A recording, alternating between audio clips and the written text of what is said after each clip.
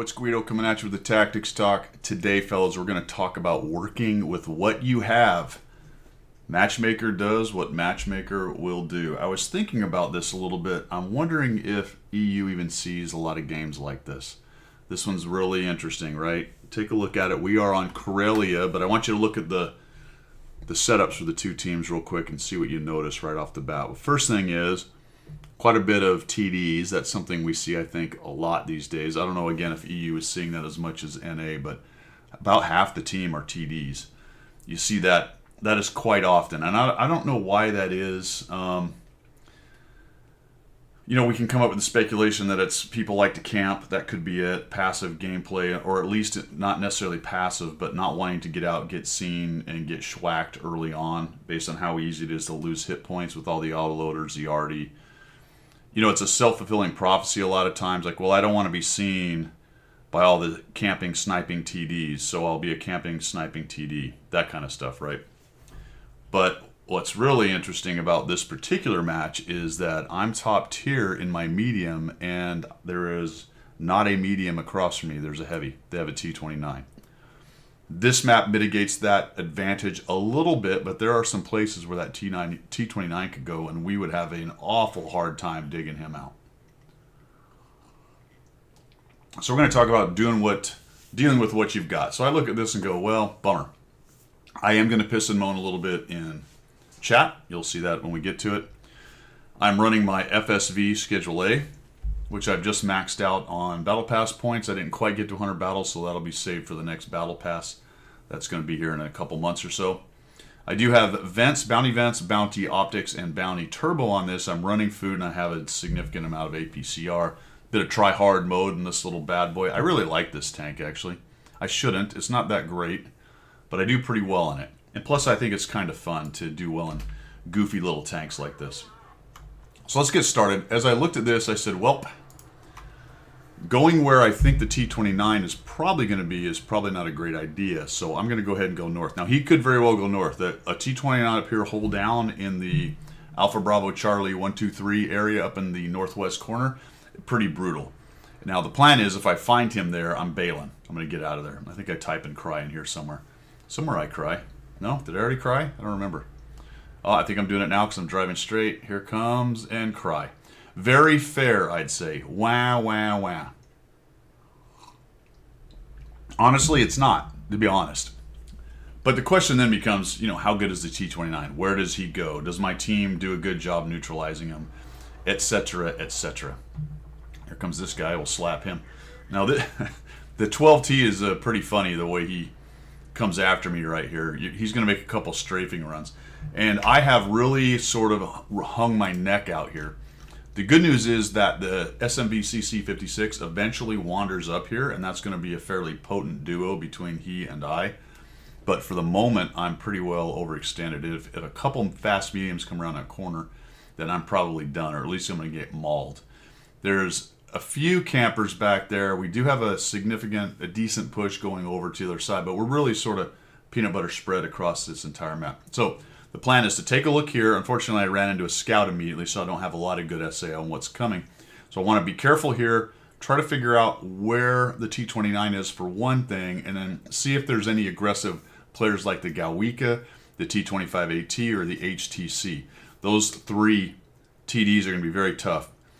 If the two E25s show up, that would suck, but one's already been seen in the middle. He's probably not going to move his way up here, and he got mauled a little bit, so not as worried about that guy.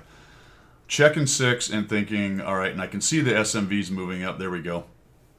I saw his marker moving towards me on the mini-map, so I'm waiting for him to get up here. And I didn't want to poke because I figured there's one or more guys pushing around the corner. So this guy tries to make a runner. We get a shot on him. That'll work. Push up here with the SMV, and then I see the 12T coming. So we'll get a shot on him. My turret's a little slow here. Can we get one more? Oh, snuck another one. Already missed. That's unfortunate. So he does a strafing run, but he pays a heavy price for it. Now we got the Galwika, the Super Chaffee, and the 12T. Galwika takes a hit. And the T29's dead, guys. I don't know if you noticed, but he was down in the south and played poorly. Not a particularly good player. So that's a huge help. And that goes back to you got to play what you got, right? You need to deal with the situation at hand. My crying at the beginning about how it's not fair, well, there you go. Neutralize the T-29, and now it's unfair for us because they're down their T-29 Tier 7. That shot hit him, so that's good to know. And then we've got the T-25AT here as well, so we have 2 TDs. And we get strafed. I sort of figured this guy was going to show up again. So we'll slap him once. He gets a shot on me. Gets stuck on something. And unfortunately, we're running into each other. I want to finish off this AT if I can. There we go. There we go. I'm doing my best to not get too caught up with the SMV right here. I'm figuring he's probably on a reload. There we go. Oh, this guy's coming at us. All right. That'll work. That'll work. I don't always make those shots anymore, but every now and again, the twitch skills are working for me. So the Galwika, I thought that was the Galwika that shot. Unfortunately, it was not. He slaps me. I put a shot on him. I'm going to be fast enough to get by this guy, it looks like, and we finish him off. And check it out. After that, after assessing the initial situation, crying a little bit, my team does a nice job taking out the T-29. And guess what? The enemy team just didn't follow up and help their T-29. We killed a couple cats and dogs, but look at what's dead. The Super, the 12T, the AT, and the Galwika were all on our side. The 25, the first E-25 that died was in the middle, right? And that leaves the 3002 and the T-29 that probably died over on the other side. I didn't notice maybe if the 3002 is in the middle. That's that E-25 there. So he may have died. So they sent nobody over there.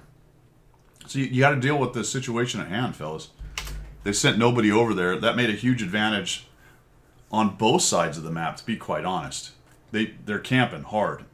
The T-28 HTC is an awesome tank.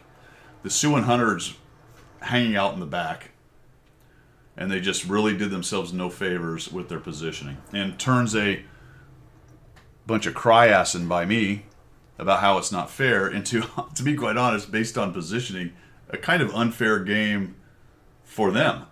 I guess their players all decided to do very, very dumb things. I thought about just pushing, and I think after I see what they end up doing here, I wish I probably had. Nice job on killing off the buggy between the Galwika and whatnot there. But we're going to get some shots. This is what I was kind of waiting for, is get some guys lit. That's unfortunate. That shot gets him. And we'll go over here. We'll shoot this guy. Nice. Getting a little extra damage. We're at 1300. See if we can kill him. No, he's moving. Miss. No, actually that hit. Never mind. And we'll push up. I know this bush is here with this rock. If I get here without being spotted, that's even better. Take a shot on the run because I don't feel like I'm covered up enough. When I get up underneath this rock, now we'll try to get a shot on the AMX, and I just have some really bad gunnery right here. I don't know. Don't ask me. No idea. No idea what I'm doing. So much for the good twitch skills that I had just a moment ago. Bunch of really bad aiming and gunnery. That is the brain to hand, eye, kind of hand-to-eye coordination human element thing in this game that if you pork away, you limit your abilities, to be quite honest. We always say, oh, hand-eye coordination is not a big deal in World of Tanks. When a situation like that's exactly where it is. The interface between the cranium through to your hands and how you aim and shoot, those are important in this game in some situations, and that's one of them right there. So I really didn't give the RNG and the dispersion much to work with right there. I missed that, and he slaps me. 600? What?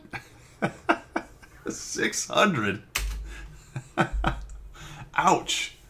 That has to be near a complete high roll. What? I'm going to have to go look at the alpha on that. Is it 480, I think? Something like that? 460, 480?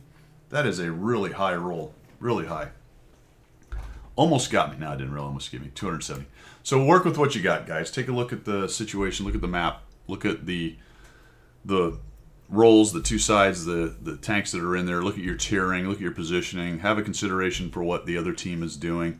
And then have a plan. And then be willing to change that plan. Like I said, if I ran into the T-29 or too much resistance, I was going to try to run away, fall back to the sniper, see what we can do. Team overall did a nice job. This game really wasn't in doubt, to be quite honest. Their T-29 played poorly. But I'm able to leverage that to get a pretty decent result of 1,771 damage, 802 assist with 5 kills chucked in there, killing a few near deads, and having a really nice little game. Having a really nice little game. When I logged in and looked at her, when I spawned in, I went, probably just off of the knowledge I have when I spawned in, it looked like a loss. Okay, but that's why we play the game. You still have to play the game, see what happens. You never know. All right, guys, that's all I've got. Let me know what you think about that below. See ya.